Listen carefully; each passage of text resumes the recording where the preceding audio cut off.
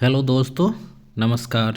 मैं कमलेश कुमार आज आप लोग के लिए लेकर आया हूँ फिर से इडुटेरिया 5000 प्लस का समान अध्ययन। ये आपके सारे एग्ज़ाम के लिए अभी जो हाल फिलहाल में जो एग्ज़ाम होने वाले हैं दरोगा के लिए, बीपीएससी, बिहार एसएससी, रेलवे आदि के लिए बहुत ही महत्वपूर्ण है। तो चलिए आज हम शुरू करते हैं इडुटेरिया का सेट 9। इससे पहले मैंने 8 सेट कंप्लीट करा दिए हैं जो आप लोग डिस्क्रिप्शन में दिया गया है, उसमें जाकर देख सकते हैं। तो चलिए आज का सेट हम शुरू करते हैं। आज का पहला क्वेश्चन है, मांसपेशियों में दर्द के उपचार में उपयोग किया जाने वाला विकिरण कौन सा है। ठीक है, तो इसका आंसर होगा इंफ्रारेड। इंफ्रारेड का जो हिंदी होता है वो होता है अवरक्त किरण। ठीक है ना, तो अवरक्त किरणों का उपचार जो होता है चिकित्सा में होता है सिकाई करने में। ठीक है ना, मांसपेशियों की सिकाई करने में अवरक्त किरणों का उपयोग किया जाता है। और अवरक्त विकिरण की जो खोज किया था वो विलियम हर्शेल के द्वारा किया गया था। किसके द्वारा? विलियम हर्शेल के द्वारा। नेक्स्ट है आपका आज का दूसरा क्वेश्चन, अदरक तना है जड़ नहीं क्योंकि, क्या कारण है इसका? तो इसका कारण है कि इसमें नोड और इंटर नोड होते हैं। ऑप्शन बी इसका सही होगा, इसमें नोड और इंटर नोड होते हैं। नेक्स्ट आज का तीसरा क्वेश्चन है, बोरी एवं कूनो वन्य जीव अभयारण्य किस राज्य में स्थित है? यह हाल फिलहाल पिछले साल काफ़ी फेमस हुआ था क्योंकि वहाँ नरेंद्र मोदी जी पहुँचे हुए थे। ठीक है, तो ये मध्य प्रदेश में स्थित है। कहाँ स्थित है? मध्य प्रदेश में। ऑप्शन ए सही होगा। ठीक है, मध्य प्रदेश में स्थित है। और मध्य प्रदेश में वर्तमान में अभी राष्ट्रीय उद्यानों की जो संख्या है वो है 12। ठीक है, 12 राष्ट्रीय उद्यान है।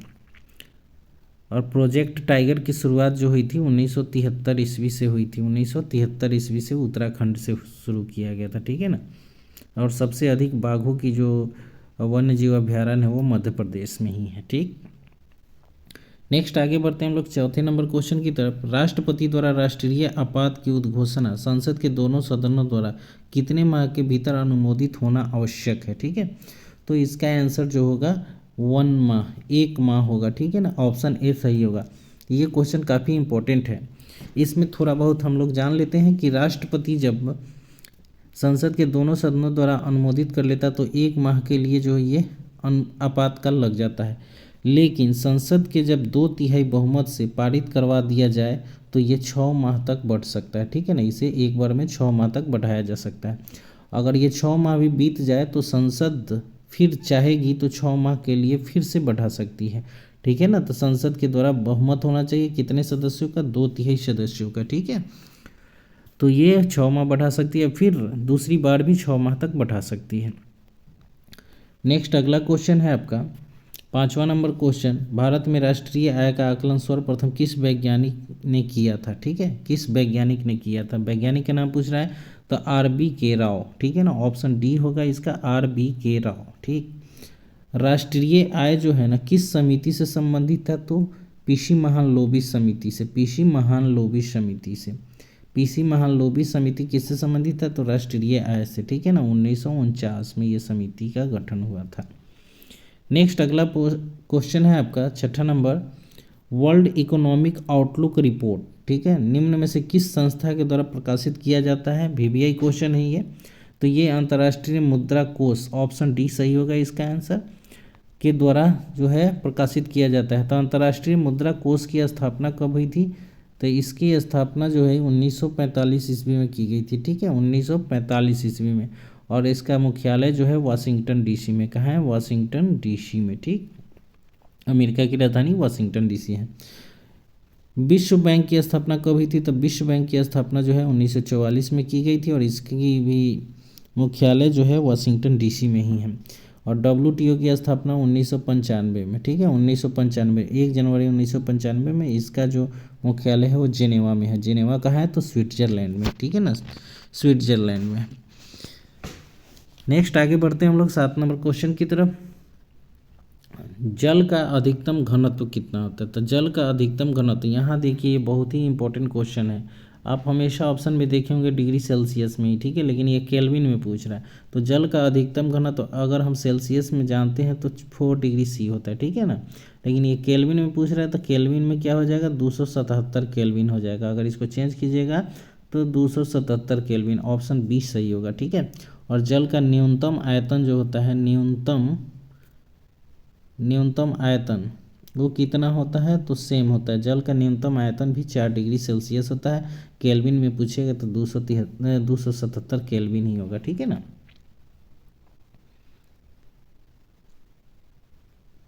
नेक्स्ट है 8वां नंबर क्वेश्चन, सूची 1 को सूची 2 के साथ मिलाना है। लैक्टिक अम्ल किस में पाया जाता है, तो लैक्टिक अम्ल जो है दूध में पाया जाता है, ए का 3 हो जाएगा। एसिटिक अम्ल तो सिरका में, बी का हो जाएगा 4, ठीक है। साइट्रिक अम्ल जो नींबू में, तो सी का 1 हो जाएगा। और ब्यूट्रिक अम्ल जो होता है दुर्गंध युक्त मक्खन मतलब दही में होता है, ठीक है। तो 8 का आंसर जो है आप लोग मिला लीजिएगा, ठीक है। ऐसे मैं बता देता हूँ, 8 का आंसर जो होगा वो सी होगा। 8 का आंसर क्या है, सी होगा, ठीक। नेक्स्ट आगे बढ़ते हैं हम लोग 9वें नंबर क्वेश्चन की तरफ। का 9वां नंबर क्वेश्चन है, निम्नलिखित को सुमेलित करना। अभिनव भारत संस्था की स्थापना किसने किया था, तो बी.डी. सावरकर के द्वारा किया गया था। 1 का डी होगा, ठीक है ना, 1 का डी। दूसरा, अखिल भारतीय ट्रेड यूनियन कांग्रेस की स्थापना तो एम.एन. जोशी के द्वारा किया गया था, ठीक है ना। हिंदुस्तान सोशलिस्ट रिपब्लिकन एसोसिएशन की स्थापना तो चंद्रशेखर आज़ाद के द्वारा किया गया था। और नौजवान सभा की स्थापना भगत सिंह के द्वारा किया गया था, ठीक है ना। तो 9 का आंसर जो होगा वो आपका सी होगा, ऑप्शन सी, ठीक है ना। आप लोग मिला लीजिएगा, ऐसे क्वेश्चन आप लोग ध्यान से याद करेंगे। नेक्स्ट है अगला क्वेश्चन, 10 नंबर क्वेश्चन, बंग भंग विरोधी आंदोलन का प्रारंभ किस तिथि को हुआ था, ठीक है ना। बंग भंग विरोधी आंदोलन जो हुआ था, इसके प्रारंभ तिथि जो है 10 का आंसर जो होगा वो बी होगा, 7 अगस्त 1905 को। 7 अगस्त 1905 को, इसी को हम लोग स्वदेशी आंदोलन बोलते हैं, ठीक है ना। स्वदेशी आंदोलन इसी दिन प्रभावी हुआ था। 16 अक्टूबर 1905 को है बंगाल विभाजन की घोषणा की गई थी। और इस दिन पूरे बंगाल में क्या किया गया था, शोक दिवस मनाया गया था। शोक दिवस, ठीक है ना, शोक दिवस पूरे बंगाल में मनाया गया था। ऑप्शन ए में है 20 जुलाई 1905 को करजन द्वारा बंगाल विभाजन की घोषणा की गई थी ना। बंगाल विभाजन का प्रस्ताव जो था वो घोषणा किया था करजन ने 20 जुलाई 1905 को। प्रभावी हुआ 16 अक्टूबर 1905 को, उसी दिन शोक दिवस मनाया गया था। और 7 अगस्त 1905 को क्या हुआ, बंग भंग विरोधी आंदोलन प्रारंभ हुआ, जिसको हम स्वदेशी आंदोलन भी कहते हैं, ठीक है। तो क्लियर हो गया सभी ऑप्शन। चलिए आगे बढ़ते हैं। 11 नंबर क्वेश्चन, चंद्रप्रभा अभयारण्य कहाँ है, तो ये उत्तर प्रदेश में है, सुमेलित है। जय समंद वन्यजीव अभयारण्य ये राजस्थान में, ये भी सुमेलित है। करेरा वन्यजीव अभयारण्य मध्य प्रदेश, ये भी सुमेलित है। नाहरगढ़ वन्यजीव अभयारण्य कर्नाटक, जो कि सुमेलित नहीं है, ठीक है ना। नाहरगढ़ वन्यजीव अभयारण्य जो है सुमेलित नहीं है, कर्नाटक, ये गलत है। तो आप लोगों से आज मैं पहली बार क्वेश्चन पूछ रहा हूँ, इसका बताइएगा कि नाहरगढ़ वन्यजीव अभयारण्य किस राज्य में है, ठीक है। कमेंट बॉक्स में ज़रूर लिखिएगा आप लोग। देखते हैं कि कितने लोग एक्टिव है और मेरे प्रश्न का आंसर देते हैं। आशा करता हूँ कि आप सभी आंसर देंगे, ठीक है। चलिए आगे बढ़ते हैं नेक्स्ट क्वेश्चन की तरफ। 12 नंबर क्वेश्चन है, संविधान के किस अनुच्छेद के तहत सर्वोच्च न्यायालय रीट जारी करता है, ठीक है ना। रीट जारी का जो अधिकार है सर्वोच्च न्यायालय को अनुच्छेद 32 के तहत, ऑप्शन ए सही होगा, ठीक है ना। और अगर उच्च न्यायालय को रीट जारी करना हो तो अनुच्छेद 226 के तहत वो जारी करेगा, ठीक। नेक्स्ट है इसमें अनुच्छेद 129 था। अनुच्छेद 129 में जो है बताया गया है कि सर्वोच्च न्यायालय जो है एक अभिलेख न्यायालय है। क्या है, अभिलेख न्यायालय, ठीक है। और अनुच्छेद 141 में जो बताया गया है, अनुच्छेद 141 में सुप्रीम कोर्ट द्वारा घोषित कानून सभी न्यायालय पर बाध्यकारी होगा, ठीक है ना। अनुच्छेद 141 के तहत बताया गया कि सुप्रीम कोर्ट द्वारा जो कानून बनाया जाएगा वो सभी न्यायालय पर क्या होगा, वो बाध्यकारी होगा, ठीक है। नेक्स्ट आगे बढ़ते हैं हम लोग 13 नंबर क्वेश्चन की तरफ। हिंदुस्तान रिपब्लिकन एसोसिएशन की स्थापना, ठीक है। हिंदुस्तान रिपब्लिकन एसोसिएशन की स्थापना कहाँ हुआ था, तो ये कानपुर में हुआ था। और कब हुआ था, तो 1928 में, ठीक है ना, 1928 में। नेक्स्ट आगे बढ़ते हैं हम लोग अगले क्वेश्चन की तरफ। कोहरा के समय हम लोग किस कारण देख नहीं पाते हैं, किस कारण नहीं देख पाते, तो वो है प्रकीर्णन, ठीक है ना। क्या है, 14 का आंसर प्रकीर्णन होगा। 14 का आंसर क्या होगा, प्रकीर्णन होगा। नेक्स्ट है अगला पॉइंट 15 नंबर क्वेश्चन, निम्न में से कौन सा एक नाइट्रोजन स्थिरीकरण करने वाला जीव नहीं है, ठीक है ना। तो इसका आंसर होगा माइकोराइजा। माइकोराइजा जो है वो नाइट्रोजन स्थिरीकरण करने वाला जीव नहीं है। बाद बाकी ये तीनों है, ठीक है। तो तीनों का नाम याद रखिएगा, नोस्टॉक, एजोटोबैक्टर, ठीक है ना, एजोटोबैक्टर और एनाबीना, ये क्या है, नाइट्रोजन स्थिरीकरण करने वाले जीव हैं। आज का 16 नंबर क्वेश्चन है दोस्तों, निम्नलिखित में कौन सुमेलित नहीं है, ठीक है ना, ये अकबर का कार्य है और उसका डेट दिया हुआ है। जजिया कर तो 1564 में एकदम सही है, मजहर की घोषणा 1579 में बिल्कुल सही है, और फतेहपुर सीकरी की स्थापना 1571 में बिल्कुल सही है, लेकिन इलाही संवत की शुरुआत 1582 जो कि बिल्कुल गलत है, ठीक है ना। इलाही संवत की शुरुआत जो हुई थी कब हुई थी, 1583 ईस्वी में, ठीक है, और दीन ए इलाही की स्थापना 1582 में किया गया था, ठीक, लेकिन ये इलाही संवत है, कैलेंडर जारी किया था अकबर ने, तो इसकी स्थापना 1583 में किया था। नेक्स्ट अगला पॉइंट है आपका 17 नंबर क्वेश्चन, निम्नलिखित में कौन सुमेलित नहीं है, ठीक है, सुमेलित नहीं है। तो फर्स्ट है कृष्ण प्रथम, एलोरा का कैलाश मंदिर बनवाया था, सही है, राष्ट्रकूट वंश का था ये कृष्ण प्रथम। नरसिंह वर्मन प्रथम रथ मंदिर, बिल्कुल सही है, इन्होंने रथ मंदिर का निर्माण करवाया था।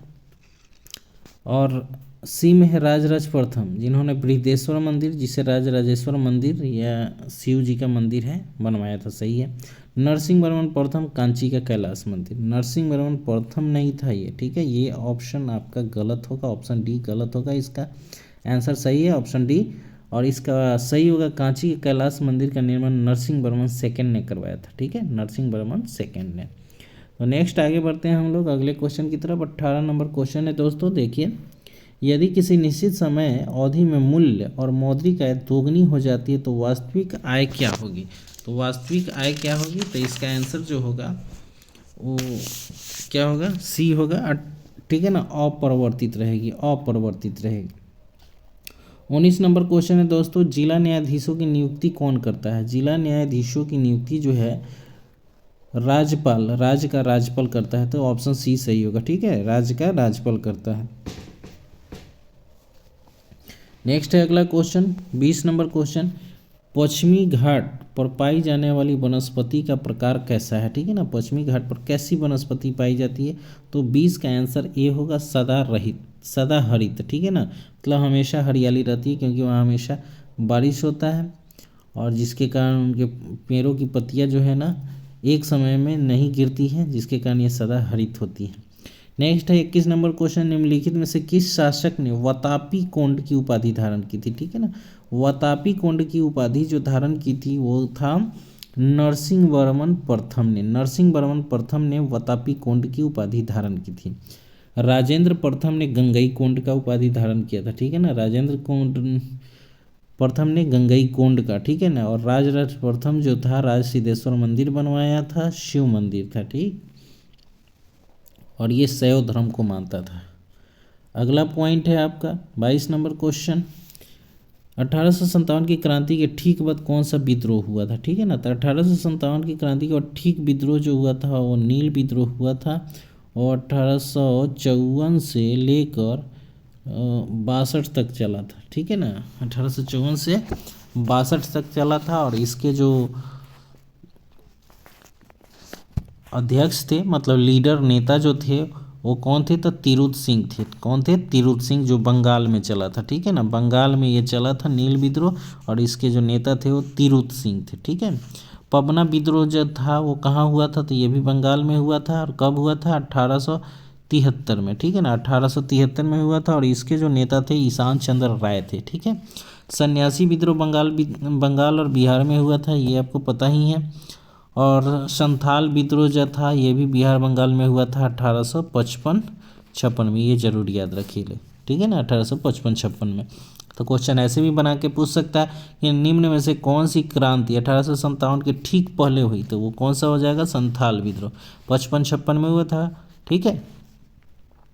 नेक्स्ट अगला पॉइंट है 23 नंबर क्वेश्चन, निम्न में से कौन सी समिति चुनाव सुधार से संबंधित है, तो चुनाव सुधार से संबंधित जो समिति है वो दिनेश गोस्वामी, बिल्कुल सही है, इंद्रजीत गुप्ता जो है, बोहरा समिति है, ठीक है ना, तो ये सारे समितियाँ जो है वो चुनाव से संबंधित है, ओम प्रकाश समिति से संबंधित नहीं, तो इसका आंसर जो होगा 23 का 1, 2, 3 होगा ऑप्शन डी, ठीक है, ऑप्शन डी। तो दोस्तों ये जो सेट प्रैक्टिस अभी मेरे द्वारा जारी किया गया है, ये एडुटेरिया का सेट प्रैक्टिस है, बहुत ही खास बनाया गया है, बहुत ही अच्छे से बनाया गया है, जो आपके पीसीएस एग्जाम के लिए बहुत शानदार है, दरोगा हो, ठीक है ना। दरोगा मेंस के लिए तो ये एकदम रामबाण है। तो आप लोग बिहार एसएससी दरोगा के लिए सेट को एकदम चाट जाइए, कहा जाता है ना चाट जाना, एकदम उस तरह से चाटना है इसको, एक एक क्वेश्चन आपको याद होना चाहिए। और मैं ये जो सेट प्रैक्टिस करा रहा हूँ इसका ऑप्शन, चारों ऑप्शन का मैं एनालिसिस करता हूँ, इससे आपके जो है ना 50 से कितने हो जाते हैं 200 क्वेश्चन कम से कम मैं एक सेट में कराता हूँ। तो आप लोगों से बस रिक्वेस्ट है कि अगर अच्छा लगे तो ज़रूर देखिए, शेयर भी कीजिए, ठीक है। नेक्स्ट आगे बढ़ते हैं 24 नंबर क्वेश्चन की तरफ। व्यक्ति का भार लिफ्ट में अधिक होगा कब? जब वह ऊपर की ओर त्वरित होता है, ऑप्शन सी, ठीक है ना, ऊपर की ओर त्वरित होता है। तो लिफ्ट से कुछ बातें हम देख लेते हैं। लिफ्ट जब ऊपर की ओर जाता है एक समान त्वरण से तो भार बढ़ जाता है, ठीक है, जो ऑप्शन सी में बताया गया है। लिफ्ट जब नीचे की ओर आती है तो भार में क्या होता है, वो स्थिरता मतलब कि कमी दिखाई देती है। जब लिफ्ट एक त्वरण के साथ ऊपर जाती है और फिर नीचे आती है और यह क्रिया बार बार होती है तो उस समय जो है ना व्यक्ति का भार क्या होता है, शून्य होता है, ठीक है ना, शून्य होता है। नेक्स्ट आगे बढ़ते हैं हम लोग 25 नंबर क्वेश्चन की तरफ। कौन सुमेलित नहीं है? वंश और संस्थापक है। मामलुक वंश, ठीक है, मामलुक वंश, तो इसका हो जाएगा कुतुबुद्दीन ऐबक, ठीक है ना, मामलुक वंश कुतुबुद्दीन ऐबक। उसके बाद सैयद वंश खिलजी खां ने किया था। खिलजी वंश जलालुद्दीन खिलजी ने किया था, लेकिन लोदी वंश की स्थापना इब्राहिम लोदी ने नहीं किया था, जो कि ये ऑप्शन है तो सही है। ये लोदी वंश की स्थापना किसने किया था? बहलोल लोदी ने किया था, ठीक है ना, बहलोल लोदी ने। अगला पॉइंट है 26 नंबर। तुझके बाबरी का फारसी में अनुवाद किसने कराया था? तो तुझके बाबरी का फारसी में अनुवाद जो है ना कौन कराया था? तो 26 का आंसर क्या हो जाएगा दोस्तों? 26 का आंसर सी हो जाएगा, अब्दुल रहीम खान खानी। नेक्स्ट आगे बढ़ते हैं हम लोग 27 नंबर क्वेश्चन की तरफ। निम्न में कौन क्षोभ मंडल के संबंध में सही नहीं है, ठीक है ना। तो देखते हैं, इसमें ऊंचाई बढ़ने के साथ साथ तापमान कम होता है, सही है ये, ऊंचाई बढ़ेगा तो तापमान कम होता है, ये सही है। क्षोभ मंडल की ऊंचाई ग्रीष्म काल में बढ़ जाती है, बिल्कुल सही है। क्षोभ मंडल की ऊपरी सीमा को ट्रोपोपाज कहते हैं, ये भी सही है। लेकिन ऑप्शन सी गलत है, क्योंकि क्षोभ मंडल में मौसम संबंधी कोई घटना नहीं होती है, ये लिखा हुआ है ऑप्शन में, जो कि बिल्कुल गलत है। क्षोभ मंडल में ही सारी घटनाएं मौसमी घटनाएं होती है, ठीक है ना, वर्षा बादल ये सारी चीज़ जो है ना क्षोभ मंडल में ही होती है। तो 27 का आंसर क्या हो जाएगा? सी हो जाएगा, ठीक है। क्षोभ मंडल जो है वायुमंडल का सबसे निचला परत है, सबसे नज़दीक का परत है, ठीक। नेक्स्ट है आपका अगला पॉइंट है 28 नंबर क्वेश्चन। संवेग का मात्रक पूछ रहा है। तो संवेग का ऐसा ही मात्रक जो होता है किलोग्राम मीटर प्रति सेकेंड होता है, जो कि ऑप्शन ए में दिखाई दे रहा है, ठीक है ना, ऑप्शन ए। तो संवेग का जो अगर बीमा लिखना हो तो क्या करेंगे हम? तो संवेग पी बराबर क्या होता है? एम भी होता है। क्या होता है? संवेग पी बराबर एम भी, मतलब क्या होता है? द्रव्यमान गुने वेग होता है, ठीक है। तो द्रव्यमान का ऐसे ही मात्रक क्या होता है? केजी, और वेग का ऐसे ही मात्रक क्या होता है? मीटर प्रति सेकेंड होता है, ठीक है। तो इससे निकल गया आपका केजी को हम एम लिखते हैं, मीटर को एल से डिनोट करते हैं, और बाई में क्या है? सेकेंड, तो सेकेंड को टी से डिनोट करते हैं, तो ठीक है। तो संवेग का जो बीमा हो जाएगा वो क्या हो जाएगा? एम एल टी इनवर्स, और ये बीमा दोनों तरफ से घेर दिए, ठीक है ना। तो ये हो गया बीमा संवेग का, एम एल टी इनवर्स या -1 पढ़ते हैं। नेक्स्ट है अगला पॉइंट 29 नंबर क्वेश्चन। 42वें संविधान संशोधन अधिनियम 1976 द्वारा भारतीय संविधान की प्रस्तावना में किन दो शब्दों को जोड़ा गया? तो एक था समाजवादी, जो आपको पता है, और दूसरा था पंथ निरपेक्ष। तो इसका आंसर क्या हो जाएगा? 1 और 2 दोनों समाजवादी और पंथ निरपेक्ष शब्द जोड़े गए थे। नेक्स्ट है आपका 30 नंबर क्वेश्चन। भगत सिंह और बटुकेश्वर दत्त ने केंद्रीय विधानसभा में किसके विरोध में बम फेंके थे? तो इसका हो जाएगा ट्रेड डिस्प्यूट बिल ए और पब्लिक सेफ्टी बिल, ये दोनों के लिए ही उन्होंने बम फेंका था। तो इसका आंसर ऑप्शन डी होगा, ए और बी दोनों। नेक्स्ट है अगला पॉइंट 31 नंबर क्वेश्चन। जास्कर श्रेणी किस हिमालय में स्थित है? तो जास्कर श्रेणी जो है वो ट्रांस हिमालय में स्थित है, ट्रांस हिमालय में। तो ट्रांस हिमालय में और बहुत सारी श्रेणियां हैं, जैसे कैलाश हो गया, काराकोरम हो गया, लद्दाख हो गया, ठीक है ना। काराकोरम, लद्दाख, कैलाश और जास्कर जो है किस में है? वो ट्रांस हिमालय में है, ट्रांस हिमालय में है, ठीक है। नेक्स्ट आगे बढ़ते हैं हम लोग 32 नंबर क्वेश्चन की तरफ। दहसाल बंदोबस्त निम्न में से किसके दिमाग की उपज थी, ठीक है ना। तो दहसाल बंदोबस्त जो था ना, टोडरमल के दिमाग की उपज थी, जो अकबर के दरबार में रहता था। और दहसाल बंदोबस्त की स्थापना जो है 1580 में टोडरमल द्वारा किया गया था, जो अकबर के राज दरबार में रहते थे, ठीक है। तो आगे बढ़ते हैं हम लोग अगले पॉइंट की तरफ। 33 नंबर क्वेश्चन है, दांचीग्राम राष्ट्रीय उद्यान निम्नलिखित में से किस वन्य जीव के लिए प्रसिद्ध है। तो दोस्तों दांचीग्राम जो राष्ट्रीय उद्यान है वो कहाँ है, तो JNK में, मतलब जम्मू कश्मीर में है। और ये हंगुल के लिए, हंगुल, ऑप्शन बी बिल्कुल सही होगा। हंगुल जो है लाल हिरन की एक प्रजाति बची हुई है, उसी को हम लोग हंगुल बोलते हैं। और कश्मीर में एक और है वन्यजीव अभ्यारण्य जिसको हम लोग किश्तवाड़ के नाम से जानते हैं। किश्तवाड़ जो है ना कस्तूरी मृग के लिए फेमस है, ठीक है, कस्तूरी मृग के लिए। नेक्स्ट आगे बढ़ते हैं हम लोग 34 नंबर क्वेश्चन की तरफ। सभी प्रकार की सरकारी आय व्यय निम्नलिखित में से किस में जाते हैं। तो 34 का आंसर डी हो जाएगा, भारतीय समेकित निधि में, भारतीय समेकित निधि में। नेक्स्ट है आपका 35 नंबर क्वेश्चन दोस्तों, रक्त के वर्गीकरण का सिद्धांत किसने दिया था। तो रक्त के वर्गीकरण का बंटवारा जो किया था वो कार्ल लैंडस्टीनर ने किया था, कार्ल लैंडस्टीनर ने किया था। मेंडल ने क्या किया था, तो मेंडल ने किया था आनुवांशिकता की खोज, ठीक है ना, आनुवांशिकता का नियम दिया था इन्होंने। ग्रेगर जोहान मेंडल ने आनुवांशिकता का नियम दिया था। जैव विकास का सिद्धांत या विकासवाद का सिद्धांत डार्विन के द्वारा दिया गया था, ठीक है ना, डार्विन के द्वारा दिया गया।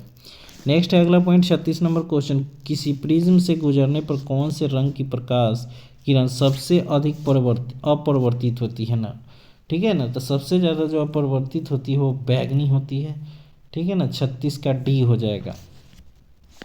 और सबसे कम पूछे तो लाल हो जाएगा, ठीक है ना, सबसे कम लाल हो जाएगा। प्रिज्म से गुजरने के बाद जो है ना सातों का क्रम कभी कभी एग्जाम में पूछ देता है, तो आप उसको याद रखेंगे, बैजानी हपी नाला, ठीक है।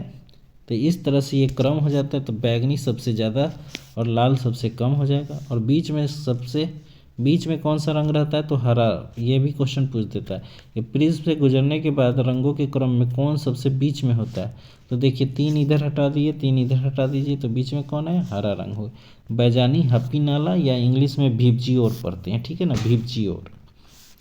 नेक्स्ट आगे बढ़ते हैं हम लोग 37 नंबर क्वेश्चन की तरफ। कांग्रेस की उत्पत्ति के संबंध में सेफ्टी वाल का सिद्धांत निम्नलिखित में से किसने दिया था, ठीक है ना। सेफ्टी वाल का सिद्धांत जो है ना लाला लाजपत राय के द्वारा दिया गया था। ये उस समय गवर्नर जनरल जो था वो डफरिन था, ठीक है ना, कांग्रेस के प्रथम अधिवेशन के समय डफरिन था। 1885 की घटना, ठीक है ना, 1885। नेक्स्ट है 38 नंबर क्वेश्चन, पौधे के किस भाग में प्रकाश संश्लेषण होता है। तो पौधे के कौन से भाग में प्रकाश संश्लेषण होता है, मतलब खाना बनता है, तो क्लोरोप्लास्ट, मतलब हरित लवक, ठीक है ना, हरित लवक से ही खाना तैयार होता है, ठीक है ना। नेक्स्ट है आपका अगला नंबर क्वेश्चन 39 नंबर, भारत छोड़ो आंदोलन के दौरान स्थापित समानांतर सरकारों में सबसे ज़्यादा समय तक रहने वाली सरकार कहाँ की थी, वो सतारा, ठीक है ना, ऑप्शन सी सही होगा, सतारा। नेक्स्ट है आपका अगला नंबर क्वेश्चन 40 नंबर, प्रजापति उत्तर वैदिक काल में किसके प्रमुख देवता थे, तो वो सृजन के देवता थे, ऑप्शन डी सही होगा बिल्कुल, सृजन के देवता, मतलब संसार को बनाने वाले के देवता थे, ठीक है।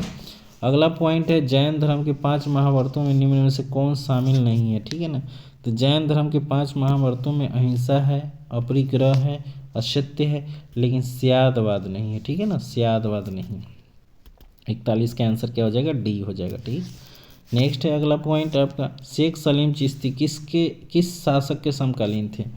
शेख सलीम चिश्ती जो थे वो अकबर के समकालीन थे, ऑप्शन डी सही होगा। इन्हीं के नाम पर अकबर ने अपने बेटा जहांगीर का नाम जो है ना सलीम रखे हुए था, ठीक है।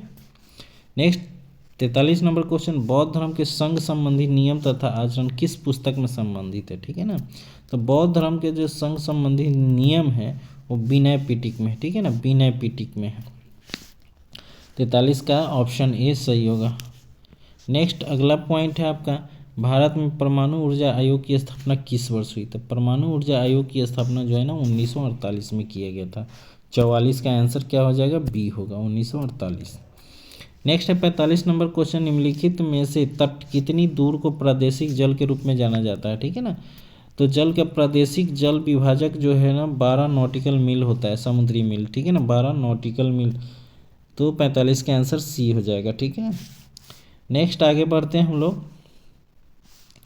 वीर भूमि किसकी समाधि स्थल है, ठीक है ना। तो वीर भूमि जो है वो समाधि स्थल है राजीव गांधी की, ठीक है। तो इंदिरा गांधी का क्या है समाधि स्थल, तो शक्ति स्थल, ठीक है। शक्ति स्थल किसका है, इंदिरा गांधी। जवाहरलाल नेहरू का क्या है, तो शांति वन, शांति वन। और लाल बहादुर शास्त्री का क्या है, तो विजय घाट, क्या है, विजय घाट, ठीक है। तो सबका हो गया। राजीव गांधी की समाधि वीर भूमि, इंदिरा गांधी के शक्ति स्थल, लाल बहादुर शास्त्री का विजय घाट और जवाहरलाल नेहरू का शांति वन, ठीक है। नेक्स्ट है 47 नंबर क्वेश्चन, निम्न में से कौन सी श्रृंखला द्वितीय रंग है, ठीक है ना। द्वितीय रंग किसको किसको कहते हैं, तो पीला, मैजेंटा, मैजेंटा और पीकॉक नीला, ठीक है, पीकॉक नीला को, पीकॉक नीला को, ठीक है। तो ये जो हो गया ऑप्शन बी आपका इसमें दिया हुआ है, ऑप्शन बी हो जाएगा द्वितीय रंग। और प्राथमिक रंग जो होता है लाल हरा नीला, प्राथमिक रंग कौन हो जाएगा, लाल हरा नीला को हम लोग प्राथमिक रंग बोलते हैं। और जब हम दो रंगों को एक साथ मिलाते हैं, इसके लिए एक छोटा सा ट्रिक आप लोग देख लीजिए, ये त्रिभुज बना दीजिएगा। प्राथमिक रंग कौन होता है, लाल, हरा और नीला। इस तीनों से त्रिभुज के लंब डाल दीजिए अपने ऊपर, और यहाँ डाल दीजिए पीला, मैजेंटा और यहाँ नीला। तो देखिए ये बन गया, दो प्राथमिक रंगों को मिलाने से क्या बनता है, एक द्वितीयक रंग बनता है, ठीक है। फिर यहाँ से लाल और नीला को मिलाइए तो एक द्वितीयक रंग मैजेंटा बनेगा। फिर यहाँ हरा से नीला को मिलाइए तो एक द्वितीयक रंग, मतलब जब दो प्राथमिक रंग को मिलाते हैं तो एक द्वितीयक रंग प्राप्त होता है। तो इस तरह से आप सीख सकते हैं जल्दी से बना के, एग्जाम में अगर पूछेगा तो आपको रटना नहीं होगा, आप कॉन्सेप्ट से बना सकते हैं। नेक्स्ट है आपका अगला क्वेश्चन 48 नंबर, निम्न में कौन कैथोड किरण का गुण नहीं है। कैथोड किरण का गुण नहीं है तो इसकी वेदन क्षमता जो है उच्च होती है, ये इसका गुण नहीं है, कम होती है, ठीक है ना। बाद बाकी तीनों सही है। कैथोड किरण अदृश्य होती है, ये फोटोग्राफिक प्लेट को प्रभावित करती है, बिल्कुल सही है। इसका वेग प्रकाश के वेग का 1/10 गुना होता है, ये भी सही है, ठीक है ना। नेक्स्ट है 49 नंबर क्वेश्चन, राष्ट्रीय आपात की उद्घोषणा राष्ट्रपति कब करता है, किसकी सलाह पर करता है। तो राष्ट्रीय आपात की उद्घोषणा जो है ना राष्ट्रपति मंत्रिमंडल के लिखित सलाह पर ही करेगा, ठीक है ना। 49 का आंसर डी होगा। राष्ट्रीय आपात की जो उद्घोषणा है अनुच्छेद 352 में है, अनुच्छेद 352 के तहत किया जाता है। अगला पॉइंट है 50 नंबर और आज का लास्ट क्वेश्चन है आपका सेट 9 का, राष्ट्रपति की संवैधानिक स्थिति के बारे में कौन सा कथन सही है, ठीक है ना।